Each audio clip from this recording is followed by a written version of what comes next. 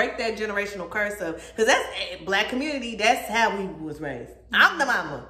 I'm the daddy. Of course, you're gonna have the understanding, like, okay, I'm the mama. Yeah, you have authority, but when it's emotional, like you said, like you see, I'm crying. I'm crying. Shut your ass up. I'll give you something to cry about. It's like, I'm already why crying. are you giving me more to cry about? Yeah, we quiet. Why? Why? I just want to express. I need to cry out for help. I need to cry out. Give a damn about a hater when I feel like it. Not today, not today, not today, not tomorrow. Get out my way, please. I'm trying to get paid. Hi, welcome back to our channel. I'm Jay. I'm Meek. And this is the Jay and Meek Experience. Make sure to like, comment, subscribe. Hit that notification bell down below so you'll know when we post our next video. Next video. And as we're currently recording this, it's Super Bowl weekend. Super Bowl weekend. We need to be out lit. Why aren't we out lit? We're out on the podcast. We're on the podcast. Dedication. For you. For you. For you. Keeping you informed.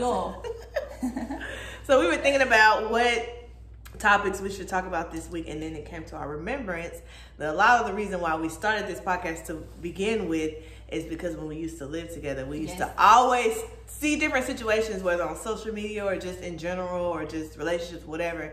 And we used to always say, it starts with the parenting. It starts with the parenting. I mean, we've been saying this since what? 2013. It starts with the parenting. In a lot of situations, we don't really realize that once you bring it down to the barrel of the situation, it really stems from a lot of parenting that person has had. So how you were brought up. Exactly. So when we say it starts with the parenting, what we basically mean is how you were brought up and what you experienced in childhood ultimately shapes who you're going to become as an adult. So when you see people who aren't emotionally available, can't communicate, getting mad, standoffish, don't know how to love, don't know how to say I love you, we always just say, it's the parenting. Who taught you how to do that? Where did you learn that from? You learned that from somewhere.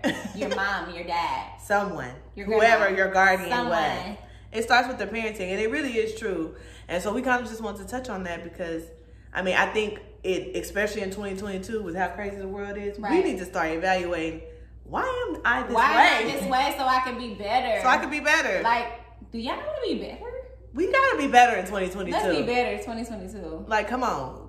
And it starts with how we were raised. So it's time to really tap into, okay, I think I learned that from somewhere. And my mom learned that from somewhere. And my grandma learned that from somewhere. And we could be the generation to break generational curses. Let's break it. So let's talk about it. Let's talk about it. One thing that I can, and again, let's just put this disclaimer out there. We ain't got no kids. We don't have any kids. But I mean, at the end of the day, we are someone's child. We are cats. I was a former baby. So it's like, I was like, she didn't know what I was going to say. Right, I'm like, you were a former baby. I was once a child, so right, I understand. You know, you didn't come out the womb 30, 40. So as a former baby, I can speak on this, but we get that parenting is hard, so we're not trying to bash anything. We just want to talk about, we're not trying to tell anybody how to parent your kids, because at the end of the day, only you know what works best for the scenario. And there's definitely no rule book to this thing, there is just not. But I think as adults, when we self-analyze, we can really think about, man, maybe I learned that somewhere, and maybe I should unlearn that. We can't unlearn some of these behaviors. True. One that I can think about straight off the back of my head or hand. Okay. My head. Like, what's going on back here? Is when we call kids bad. Like, oh, you just bad. But some of y'all do be being big. Like, especially when we see the kids with silver teeth and we deem them like the bad. The baddest. Especially if they got the fold across the top. Not the Those are the bad. Not the ones that's hidden, but the ones you can see. If they got all golds and silver, you like, okay, those are bad kids. Yeah, he steals. But you have to think as a parent and also as a child, if you're always hearing, you're bad, just sit your bad ass down, blah, blah, blah, blah. Yeah. Kids are quote unquote bad. Right. They probably going like to school. Mama said I'm bad. So I'm just bad. I still mean sit my bed down. But the thing is, when kids are acting out or quote unquote being bad, it's their way of expressing feelings. And that's even in adulthood. Like a lot of times when a lot of people do things that aren't right, ain't right. You trying to express something, but you doing it in the not best way where you could just talk about it versus, but I mean, as a kid, you don't really know. So, of course, they're acting out. And as adults and as parents, what you have to do is really dig into that. Okay, why is my kid acting out? Every time I tell him to sit down somewhere, he throws a tantrum or whatever. Because when you just constantly saying, oh, you were just bad, what they're doing is internalizing that, and then they're believing it. And in adulthood, teenage years, you start to see destructive behaviors. I always say I was bad. I know I'm bad. And you have... refrigerator. I always make an appearance. Hey, every time we see you. But you have like teenagers, especially like teenage boys who, you know, in not adulthood, but in teenage years, it's like, well, I've always been bad. This is how I am. This is why I rob. This is why I keep a gat on me. This is why. Right, or little girls. Yeah. Because you know, some of them little girls in middle school, they think it's so cute to fight and be bad. It's so cute to be. What's the little jail?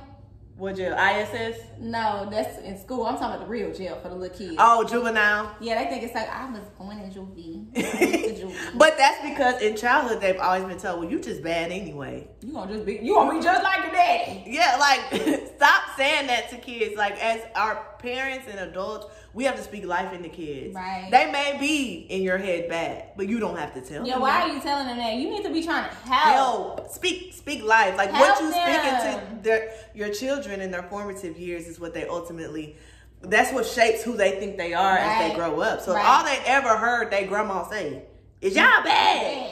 Sit your bad ass and go outside play. With your bag. And they gonna be like, well, like, okay, I'm bad. So let me live up to that. Right. And then we get frustrated in the teenage years when they acting out and being bad. Well, what in the toddler years, you just kept saying they were bad. You never helped. You just said take outside. So they went outside. What they saw outside was cars, people rob, steal, rape.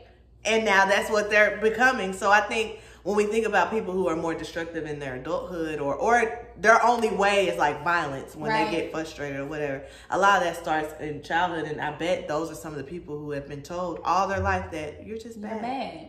So just think about that. I think sometimes we say that, especially in the Black community, kind of jokingly, but kids internalize everything we say. Right, and then you also got to take into consideration, if you telling like a 5-year-old, you're bad, you're this, you're that, they don't really understand what that means because when school starts, you get what I'm saying, you're not really learning what words mean at 5 and things like that. You get what I'm saying? Sometimes you might already know because a lot of kids are low-key smart. They're very smart. But at the same time, you got to think about it like once you get older in age, you start to actually analyze and understand what words mean, and then you take it back and you might go look, you never know what kids doing at school. They might look up bad, and then you know what is the definition? Naughty, not good, you know. So you know what I'm saying. So when you looking that up and then you realize like, dang, that's what they was telling me. I wasn't good enough when I was a little kid.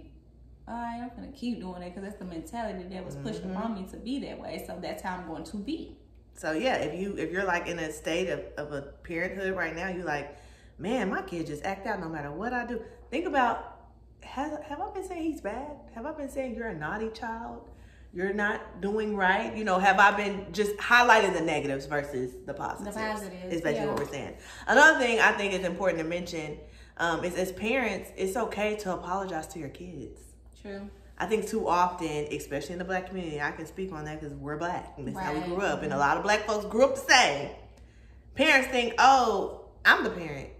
Right. You don't want to admit when you wrong. Like it's okay to apologize. Like, oh, dang, I really kind of messed up on there. But, I mean, he ain't going to know because I'm the parent. So. What I say, though. I'm putting the roof over your head. I'm putting the food on your table. What I say. I'm not wrong. Come in here and eat. Right. No, apologize. You hurt my feelings. You spanked me and it hurt. Right.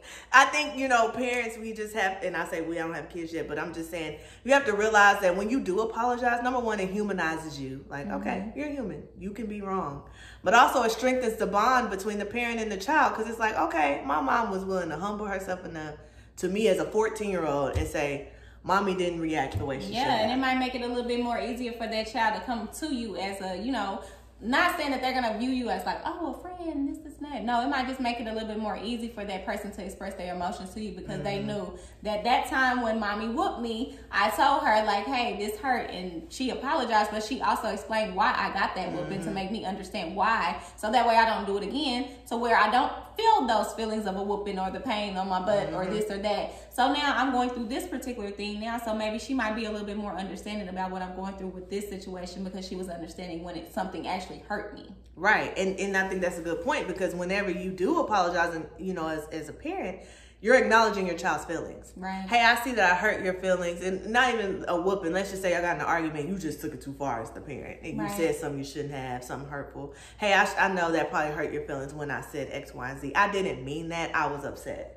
And what you're doing is you're fostering good communication skills from childhood. That's why we got these grown men that can't apologize, and these grown women that don't apologize, because they ain't never heard nobody say sorry. They never heard nobody say sorry to you, because, I mean, you just got to take it with a grain of salt and move on about your day. But then, I mean, not even just in your relationship with your children, just also relationships with your friends and things like that. At the end of the day, all relationships, not saying all relationships are equivalent, but at a lot of the times, a lot of relationships require the same thing to make it work. So, I mean, just because you feel like I'm a parent, you do what I say, I birthed you. If it wasn't for me, you wouldn't be here. True. Yeah. That is all true, but still at the same time, this is still a relationship, a connection that we are, you know, bonding together. So at the same time, like, you still owe me some type of respect, just like I owe you. Yes. So it's not just like I have to be the only one respecting you because you're the adult. You're the adult. You get what I'm saying? So like, I mean, but it's different case scenarios. But ain't nobody saying like kids, y'all on the same level as the parent. Like there's no way you will be on the same level as your mama or your daddy. You get what I'm saying? You still have to give that respect when respect is due. But at the same time, it's okay. Not saying every scenario the parent, you need to apologize for everything. Oh, I closed the door. I'm sorry. Oh, you know what I'm saying? But there are situations where you can apologize. Right. When I feel like majority of the time is when it's something emotionally with the other person that, you know what I'm saying? You may not have even been wrong, but it could have been your deliverance. Yeah, your deliverance. Of how you said it. And you could have came off a different way, but at the same time, it don't matter how I'm coming off. I'm the mama. You take care of what I said. And that's where you go wrong. That's where you go wrong. And I think that's a good point, is that even though we're the children or the kids, they still deserve respect. Kids weren't put on this earth to be just little slaves to do whatever their parents say until they're 18. Right. Like, they have emotions, and they're very real, and they can tap into those emotions as early as 1 and 2.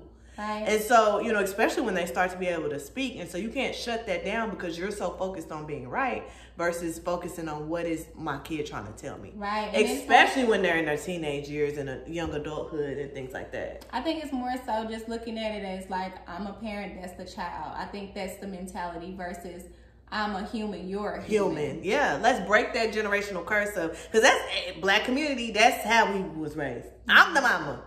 I'm the daddy. Of course, you're going to have the understanding, like, okay, I'm the mama. Yeah, you have authority, but when it's emotional, like you said, like, you see, I'm crying. I'm crying.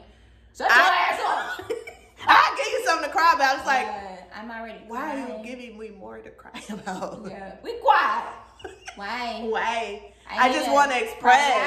I need to cry out for help. I need to cry out. And I think that crying piece is an important piece. Like, let these kids cry out. Like, if they start getting to the point where it's just shut up, nah, I'm the mama, you can't tell me type of thing, and they start bottling that up, over time it becomes unhealthy. It just becomes unhealthy. And then we don't really see this in the Black community more than the but you know, that's why kids be in the basement in the corner wanting to kill mom, tie mom. And then blow up gasoline, all type of stuff. It just be like, you know what I'm saying? Things built up. Yes. So you know, you can't push away those unhappy feelings of a child. It is uncomfortable. We even know that in relationships as adults. Like, unhappy feelings are uncomfortable to deal with, especially when it's coming from someone else, and especially when it's coming from the parent who's the superior and the child. But we have to find a way to be able to have those conversations in a respectful and healthy way, because that's what's going to create and foster respectful and healthy adult relationships. Because then that's what this is all about. We want healthy adults, because this mental health thing and how people is just going off on a limb, it's ridiculous. It's ridiculous. It's very ridiculous. So I have a question. So, like, you know, we aren't parents currently at the moment, but so, like, say when you become a parent, do you believe in whoopings? I mean, I got whooped or spanked. I ain't gonna say I got beat till I was to the court. I mean, I think because we was raised whooping, that's just the thing to do. But honestly, I was thinking about this the other day. I don't know if I'm I don't know. I don't want to say I ain't gonna whoop them because sometimes you need a tap. But I don't know, because I think we need to create an environment where we can have conversations as to why are you acting like this?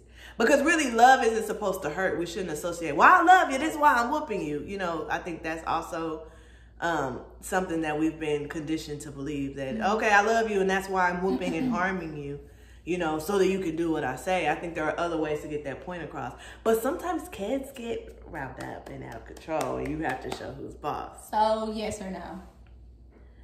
I don't know. I guess it depends on the situation. I might have to pop your leg. Your leg. Me, I'm popping that ass. I'm gonna say, I think I ain't gonna say I'm not Okay, gonna pop. I'm popping ass. We gonna talk, but I'm gonna pop your ass. You ain't getting away. Yeah, I mean. Now, so it does depend on the severity of the situation. You know what I'm saying? You start crying, you know, right on the wall, ass pop. Because sometimes you just gotta pop like kids. You're getting, you know what I'm saying? You spill your cereal in the backseat. No, I'm not gonna pop. But I'm gonna tell you, like, don't do that. You're not Be doing all more that. responsible. You know what I'm saying? You sitting there playing in the toilet, all the tissue, ass pop. Yeah. Especially if you get the hollering at me and you're like 4 or 5. Oh, pop. hollering? We finna toe to toe, blow for blow. Because I do feel like I do get the position of, let's talk. Why are you? I mean, we're gonna talk after. But sometimes, like in the moment, especially if you're showing out in public. Because first of all, you didn't want to talk to me before you start coloring. I'm like, wow. Or if they're showing out in public. In the public? That's where you gotta do a quick pop. And they boop. Quick pop. Like that little boy that was on that video where he was screaming in church. He know he shouldn't have been doing that. His mama popped him in the mouth. He got quiet quick. I thought you was about to say that little boy that had said they was recording him in church. He was like, I don't want to be here. I'm tired of God. Oh, I didn't see that one. He would have got popped. See, you doing all that? Popped. So yeah, I guess it depends on the situation. Now I will say, when they saying go out there and get a stick and a switch and you gonna get, like, that's taking it too far. Yeah, why would y'all say that? Because I did forget to get a switch one time. Hit a switch. But you know what? I haven't experienced a lot of whoopings in my life. Yeah, that's what I'm saying. I would probably whoop my kid to the point of me being whooped. I thought you better say to the white meat show. No, I'm saying to like the level I was popped, and which wasn't a lot.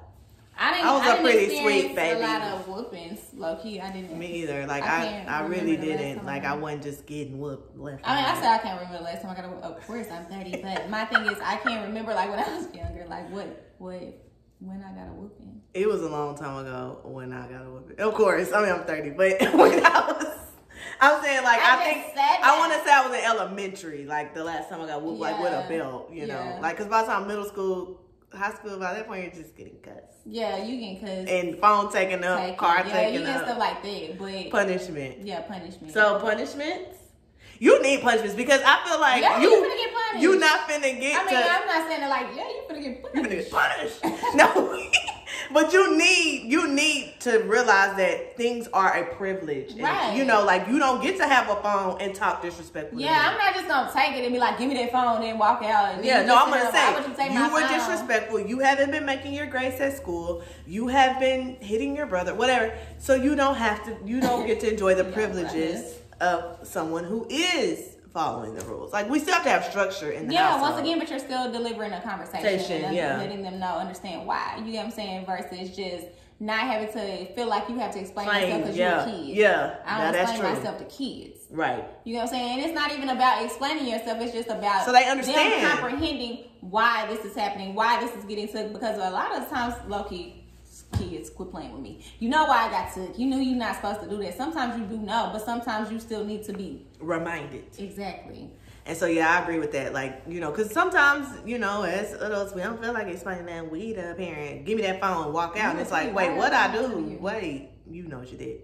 But, you know, like you said, I think the biggest piece we trying to say is no matter how you discipline your kid, because it's, some people may look at this and be like, I don't whoop. Some other may look at this and be like, I whoops. You know, whatever. Yeah. I punishes. I take phones, you know. But the point we're trying to normalize is just have a conversation. Have a conversation. This because is why that's you're even in a relationship. Yeah. Like, you know what I'm saying? Something might go on and they may feel like you said something that they feel like, you know, they took away from it the wrong way. And that's not how you intended it. Your structure, your voice, you know, how your deliverance is may come off a different way. Just like, you know, a lot of people say, I don't really like to text because sometimes people take my text wrong. You know what I'm saying? Texting in caps that, you know, people associate that with like you yelling. Mm-hmm. You know what I'm saying? And sometimes people might not think that you're yelling, but you know what I'm saying? You just gotta try to see both sides of the situations versus being, as a parent, only seeing my side because my side is the only right side and you go with what I say. Because I'm parent and I'm older. Right. Because sometimes a low key, because you learn different things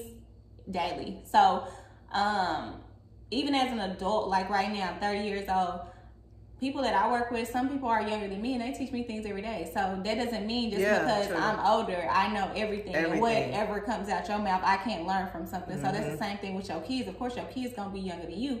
So you shouldn't go with it like, okay, well, you don't tell me nothing. I don't know that I'm the parent. What you think you telling me type stuff. Yeah. You can learn things from your kids. Yeah, you really can. And you should really low-key want to learn things from your kids so you can be caught up and not just be in the wind like what they saying. Yeah. And I think, like you said, when you are open to learning things from your kids, good or bad, happy or sad, it's just like it fosters a closeness. Mm-hmm. Like now I feel like I can come to you and say, hey, Mom, this is the new little thing, or this is what I'm dealing with, or this is what I experienced at school, and I'm not really sure about this, or, you know, type of thing. So just be a little bit more open. I think another good thing to mention, too, is we learn a lot about love in our childhood, whether we grew up in happy homes, troubled homes, dysfunctional homes, functional homes.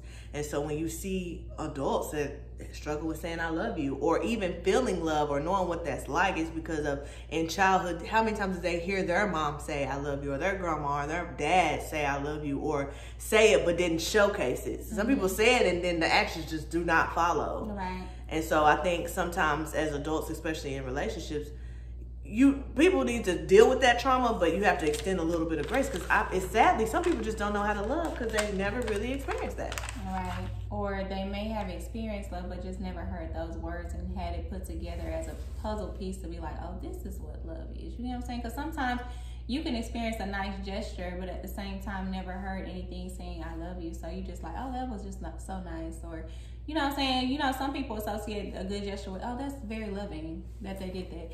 But if you never hear that, then of course you're not going to be able to associate it and show it and display it to somebody else. You get what I'm saying? But and I think on to piggyback off of that, as far as emotions and love, like the way we handle our emotions stems from our childhood. You know, how we handle everything in adulthood stems from childhood. So the biggest piece is men, especially black men, not being able to cry out and I'll give you something to cry about. Boy, you fell down, you better not cry about that. Like, I really think we have to break the curse of teaching our black men, or men in general, to just not have emotions. Like, God made emotions for man and woman. Right. Emotions are not just for women to feel. Nurturing, like a man can be nurturing to his kids. A man can be loving to his kids. I get that there's that masculinity of, oh, you need to be the protector and the provider and that's it. But God calls for the man to also be a nurturer. And that may not seem like what society says, because when a man is a little emotional, or he might cry, or he might really, really love on his son or give his son a kiss, it's like, oh, no, that's weird, that's weak. But it's like, you have emotions, and when you bottle that up, it has physical effects. Right. It literally has physical effects. When you cry because of stress or whatever, you release that, you're literally releasing certain hormones that help your body calm down. And you look at black men and you wonder why they dying a lot sooner than black women or any other man of any other race. They have bottled up emotions that need a release. And we have to normalize that. That starts in childhood. The little boy fall down, he better not cry, but the little girl fall down, come to mama, let me kiss your boo-boo. I mean, not really, because sometimes it's the opposite. The girl the mama fall be down coddling. and the mama is not worried about her. She's just like, girl, get up. But it's kind of opposite. Like, sometimes girls receive tough love from the mom. Yeah, like, it can definitely go either way. But I just see, especially in, like, a dating space and just looking at men now, it's just like I am reading this book, Battle Cry, please read it. It's about how black men are in emotional incarceration. And that's kind of what he explains in the book. Like, and that comes from childhood. They're just raised to be tough all the time. And that's just unrealistic. Sometimes you can be weak. When you are weak, that's when God gets to be strong. So if you always trying to operate in your strength and you don't ever tap into that weakness, at some point you're going to tire out from that and you just going to explode. And that's why we see some of the stuff we see now. in relationships, in the media, and just like people just like, I'm gonna go kill my baby mama. And it's like, whoa, where did this come from? How did we get here? Because at some point that stuff has to have a release. Yeah. And so I think, you know, and if you are a woman who you feel like has a wall up, and I kind of sometimes feel that way about myself. I don't cry a lot. I am a pretty tough cookie. And I don't think it's because my parents tell me you better not cry. I just think maybe that's just kind of how I am. But even me, I'm like, dang, sometimes you just need to have a good cry. That's okay. It does not make you weak. It doesn't. Me, I cry. I mean, if the situation presents itself for me to be crying, but yeah, emotions are needed. They're needed. Everybody has them. Be able to express themselves in some way or another, because I mean, if you lack in one area, then it's going to pick up in other areas. You know what I'm saying? Well, you're going to start lacking in other emotional areas where you need to express yourself, because you don't feel like, well, I don't express myself this way, so why would I express myself this way? So it is needed. And I think helping a child manage their emotions starts with you managing yours as the parent. So if you feel like your emotions are all over the place, there's no way you can help your child when they're throwing a tantrum or when they're acting out or when they're being bad or whatever. So we have to first self-evaluate, okay, where am I at with my own emotional stability and security and awareness? Like, where am I with that? Okay, let me get myself in order so when my child acts out, I can, you know, properly address that. I think sometimes parents and kids butt heads because neither one knows how to handle these emotions. True, that's why you shouldn't have had them. Saying what needs to be said. Be stable. Be stable. Yeah. A lot of people don't be stable before they have kids, and that's part of the reason why you growing up with your kids are the way that they are. Like, yeah, you growing up with your kids, you still want to live your life, and now you mad because the kid got to live their life, and you got to put your dreams on hold and be stable. It's hard. I mean, and we get sometimes you don't realize that this was what was gonna happen. You just gotta step up to the plate, which is commendable. But I think if you are in a space like us, we don't have kids yet, you know, and for the longest I was like, dang, I don't have kids yet. I'm 30, but now I'm kind of looking at it, I'm like, I'm glad I don't have kids yet. Because some of the stuff I've been through, if I had a kid watching all this, like, no.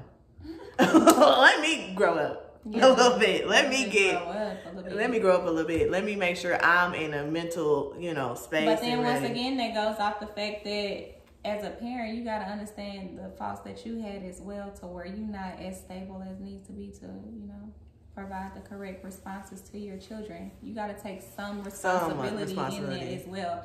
Not just look at it like I'm the parent, you do what I say, I'm the one that's leading the way. When you really don't even know how to lead, it's okay to say you don't know.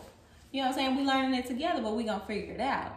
You know what I'm saying? Like, I'm on this journey with you. We on it together, but I mean, I am your leader. Am your parent. Don't be disrespectful, but we gonna figure it out together type. You know what I'm saying? Just be. Yeah, you're not perfect. Easy. None of us are perfect. Nobody is trying to tell you to be the delegator of the situation. Of course, you're gonna have to come up with the overall solution, because I am your child at a young age. You get what I'm saying? But until then, it's okay. So yeah, I mean, again, we can go on and on about this, but I think the biggest piece is that parenting is hard. There's no rule book for this thing. It's an individual journey between you and your kids. But foster an environment of love. Communication is the biggest piece. If we can teach our kids communication from a young age, then 10, 20 years from now, we'll have a lot of adults that can communicate. And hopefully we won't be in the situation we are in now, where like literally nobody can communicate and everything is just assumptions, which is a mess. And that starts with the parenting. Yeah, and so it's just self-awareness. How were you raised? How are you now raising your kids? If you see that there's a cycle that you don't like, you can be the one to break that generational curse. It does not have to continue with you and your family. Right. It can be different. And then another thing too, just because you learned that from your mama does not mean that that was right. Right. Yeah, exactly. That's what I'm saying. You can be the one to change it. I mean, you don't always got to do everything that you see somebody else do. Just because somebody else jumping off the bridge don't mean that that's how you teach somebody else. Well, I know how to do it. I see how they walk. And I was fine, so when I jumped, I was about no. Let's be the one to break it. Let's try to learn a different way. You know what I'm saying? That's why there's so many roads out here. It's always a different way to get you to another destination. So I mean, you don't have to take somebody else's route. Choose your own. Choose your own. And with that being said, we're going to pour some shots to all the parents out there. Y'all keep doing y'all thing. I mean, man. I commend y'all. I'm so glad I don't have one. But one day I will, if the Lord say the same. So cheers to all the parents out there. Cheers to all the adults that after watching this are going to be like, let me evaluate how I was raised and have that self-awareness and be the one to break those generational curses. We can do it. We can definitely do it. And with that being said, it starts with the parenting. And when it comes to a drink, I'm had it. Now as a parent, I'm going to take shots. Hey, and we'll catch y'all on our next video.